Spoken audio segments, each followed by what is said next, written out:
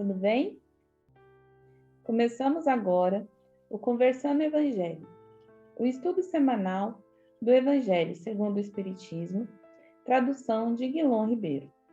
O estudo de hoje é o número 25, capítulo 5, Bem-aventurados aflitos, itens 28 ao 30, Sim à Vida, parte 2, Eutanásia e Aborto. Em nome da Casa Virtual Luz Espírita Caville, agradecemos a presença da Michele, do Clóvis, do Josimar, da Ana e do Ney. Convidamos nossa amiga Ana para fazer a prece inicial.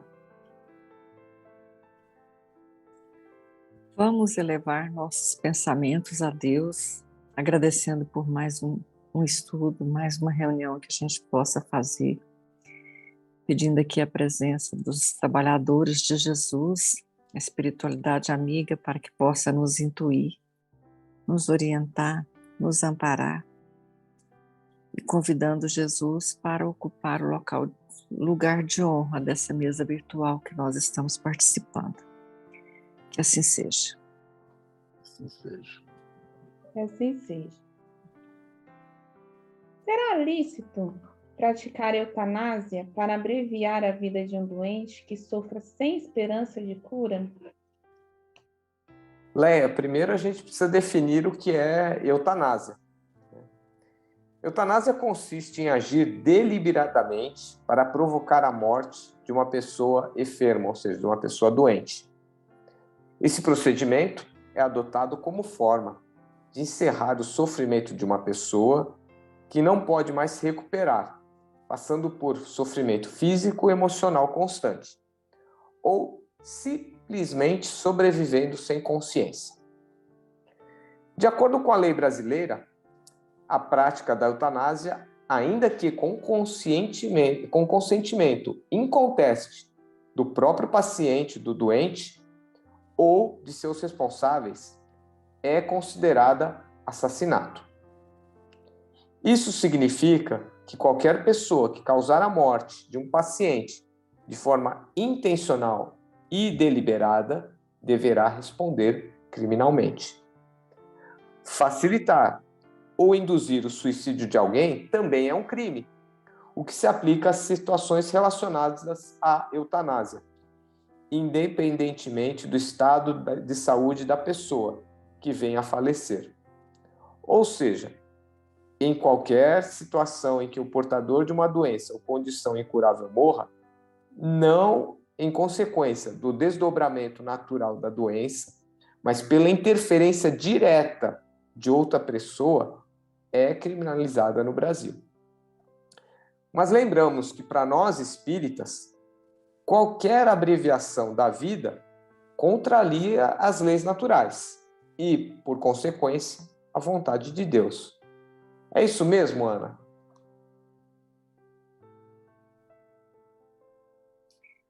Então, Clóvis, na visão materialista, a eutanásia é uma forma de suavizar o desencarne, de minimizar a dor, abreviar o sofrimento, como você falou, mas é uma transgressão às leis naturais, às leis de Deus. O corpo é apenas uma oficina de trabalho para o nosso espírito. A eutanásia impede a conclusão de um ciclo. Ninguém tem o direito de abreviar o tempo de vida, nem mesmo por um instante, uma hora, um dia, enfim. Apenas um minuto basta para que possamos arrepender de algo que pesa em nossa consciência. Uma hora é o tempo necessário para que possamos pedir um perdão de uma injustiça que a gente tenha cometido. Se praticarmos a eutanásia, desprezando esses momentos que nos restam, poderemos também perder toda a nossa encarnação, um trabalho perdido. Portanto, nunca deveremos praticar a eutanásia, por maior que seja o sofrimento. Devemos sim confiar que nada é para sempre e que tudo poderá se modificar. E esses momentos de dor e de tormento passam e o desencarne acontecerá no tempo previsto. Devemos ser previdentes e confiar na providência divina, que nunca nos desampara. Esses momentos atormentados, vividos na dor, serão como créditos para novas existências. O corpo é apenas uma indumentária, um laboratório para o espírito, mas o espírito é imortal, é perene e sofre as consequências de atos mal refletidos em encarnações que teremos no futuro. Portanto, deixemos que ocorra a ortotanásia e jamais faremos a eutanásia. É isso. Bom, eu vou fazer um adendo aí, falando sobre as leis naturais e as leis jurídicas, né? Então, o que são as leis naturais? As leis naturais são as leis que a gente conserva, né, no nosso corpo, no nosso perispírito, aquelas leis que vêm do divino, que vêm de Deus. São as leis naturais que a gente vai seguir nessa encarnação, na próxima, no começo, no meio e no fim, aquelas que são imutáveis, são perfeitas, são as leis de Deus. E a gente tem as leis jurídicas, que são aquelas que regem no tempo e no espaço. Então, assim, por exemplo, a gente não pode esquecer que na época de Hitler, assassinar os judeus era extremamente legal. Não podemos esquecer que há pouco tempo no Brasil a escravidão era extremamente legal. Então, essas são as leis jurídicas que regem no tempo e no espaço. Então, naquele tempo e naquele espaço, esse determinado ato é legal, né? As leis naturais, diferente disso, são aquelas leis que vão nos acompanhar em todas as encarnações, porque são imutáveis e são perfeitas, porque vêm do divino, vêm de Deus. A Josimar, é lícito fazer o aborto? Então, Leia, até pegando esse teu gancho que você deixou aí para a gente, né? Nós podemos compreender que a licitude desse ato do aborto é gerido pela legislação vigente em cada país, né? E segundo a pesquisa, né, que eu realizei, que eu fiz, o aborto ele é criminalizado ainda na América Latina, na África e parece-me também nos países muçulmanos. Então, como você mesmo citou, a legislação, né, as leis que regem a humanidade, vamos colocar assim, né, os direitos, ela é mutável, né? Porque ela muda de acordo com a época em que vivemos. O que antes era marginalizado, era crime, hoje pode não ser. O que antes era permitido, amanhã poderá não ser. Diferentemente de como você citou das leis divinas, que essas são baseadas na verdade absoluta, né? Então, é imutável. Então, hoje, aqui no Brasil, nós temos casos de aborto legal, sim, né? Temos casos no caso de estupro, a legislação permite o aborto. Nos casos de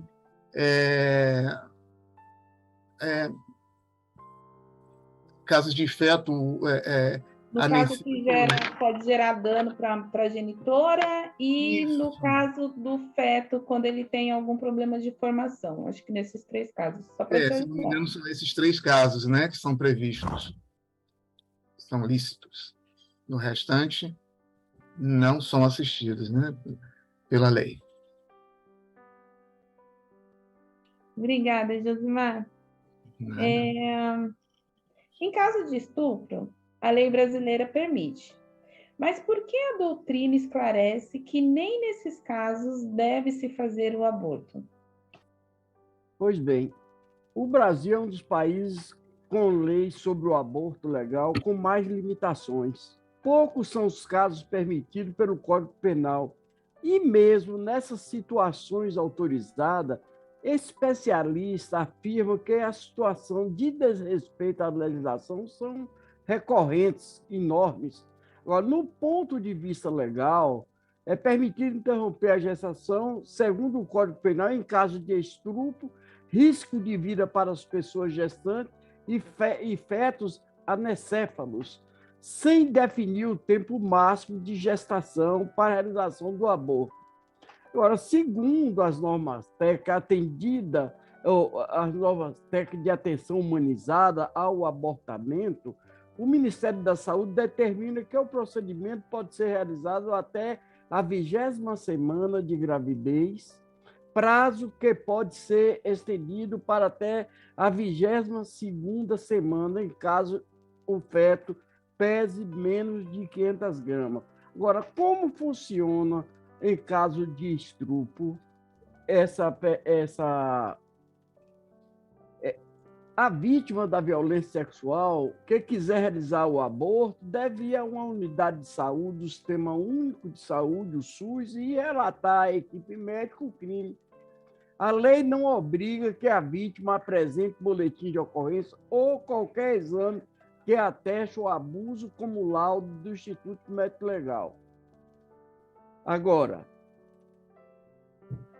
no hospital, a segunda norma técnica do Ministério da Saúde, nesses casos, é recomendado que a pessoa gestante seja atendida por uma equipe multidisciplinar, que inclui o médico, assistente social, psicólogo. Além disso, ao menos 3 profissionais de saúde devem reunir com a vítima para verificar se cabe o aborto no caso específico. Agora, o aborto, segundo o Espiritismo, é um ato doloroso e criminoso. Por quê? Arrancar uma criança do seio materno é infanticídio, confesso. Uma mãe, ou quem quer que seja, cometerá crime sempre que tirar a vida de uma criança, antes do seu nascimento. Por quê? Impede ao reencarnante passar pelas provas que serviria de instrumento o corpo que estava se formando. E podemos destacar nessa situação 3 erros de procedimentos dessas mães. Primeiro, impedir que um espírito reencarne e, por conseguinte, progrida. Segundo, recusar a chegada de um filho que talvez representa o instrumento que Deus tenha dado aos pais para ajudá-los na jornada evolutiva, através dos cuidados, das renúncias, das preocupações e trabalhos que teriam.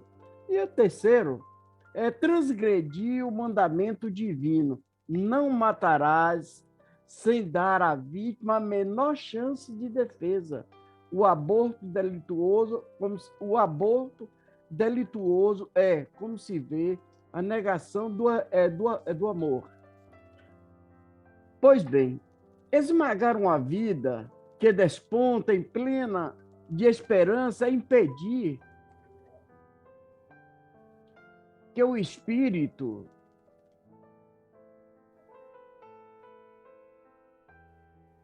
reencarne, por conseguinte, progrida. É transgredir também, esmagar uma vida que desponta plena de esperança, é impedir a alma de reingressar no mundo corpóreo, é negar ao espírito a oportunidade do ensejo do reajuste. Representa em qualquer lugar uma situação muito dolorosa, uma situação onde o tempo e a prática é inominável, essa situação de prolongadas e dolorosas consequências para o psiquismo humano. É isso aí para hoje. Gratidão.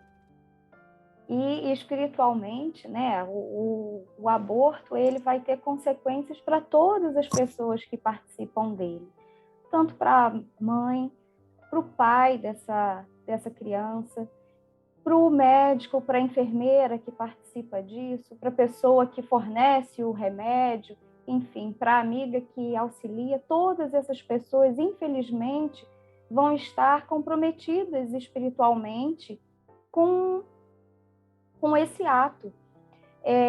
E a literatura espírita, ela nos fala, né, que essas consequências, elas vão desde o remorso, né, que são as vibrações de desespero daquele espírito que não conseguiu reencarnar, alterações perispirituais que vão ficar arquivadas, né, as raízes desse mal vão ficar arquivadas na nossa próxima encarnação. Nos homens, podem vir nas encarnações seguintes com distúrbios glandulares, distúrbios mentais, obsessão.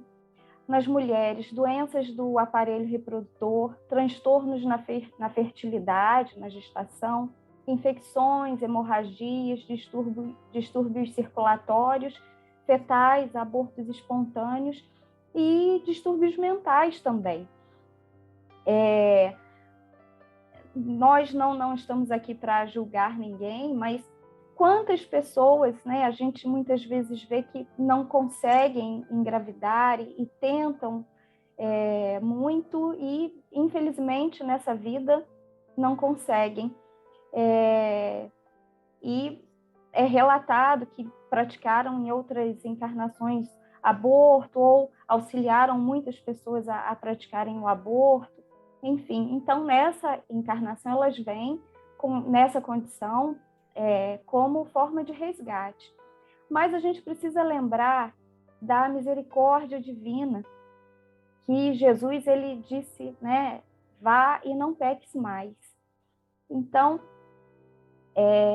a doutrina espírita, ela nos dá a proposta de recuperação e reajuste, que é de abandonar o remorso e a culpa e trabalhar na reparação do erro. E como que a gente, né, quem comete esse crime pode trabalhar na reparação desse erro? Sendo mãe de outros filhos, né, dos filhos que não são dela, auxiliando na comunidade, auxiliando outras mães. Enfim, são tantas formas de trabalho no bem que se pode trabalhar, tantas formas de caridade, né? Como o apóstolo Paulo disse, o amor cobre a multidão de pecados. Então, Deus sabe de todas as coisas, né? Nós não temos o direito de julgar ninguém e, com certeza, quem trabalha no bem tem suas penas e provas atenuadas. E aquele que luta contra as suas más inclinações, por mais que tenha errado, com certeza vai ter o seu coração aliviado, vai ter o seu fardo, né, aliviado também. Então, tem que ter fé e acreditar que tudo passa, né, que a gente tem a chance de voltar e acertar novamente, né? Nós vamos ter a chance de poder consertar com esse espírito, de repente, recebê-lo novamente, e seja como filho, seja como um irmão, para nos reajustarmos. É isso. Obrigada, Michele. Nós trouxemos aqui hoje o estudo sobre a visão espírita dos compromissos advindos do aborto.